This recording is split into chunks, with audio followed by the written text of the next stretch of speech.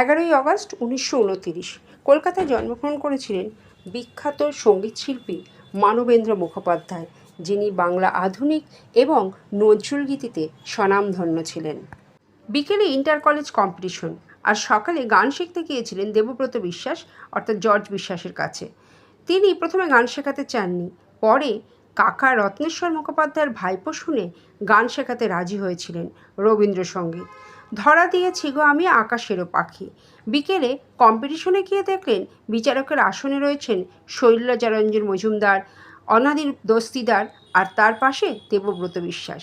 সে কম্পিটিশনে প্রথম হয়েছিলেন ঠিকই, কিন্তু দেবব্রত বিশ্বাস তাকে কাছে ডেকে বলেছিলেন শপথ করে বলতে হবে যে আর কোনো দিন রবীন্দ্রসঙ্গীত গাইবেন না। তারপর আর কোনো দিন রবীন্দ্রসঙ্গীত গাওয়ার চেষ্টাও করেননি তিনি। এই কাকাই আবার নিয়ে গেছিলেন তাকে তার বন্ধু কাজী নজরুল ইসলামের কাছে।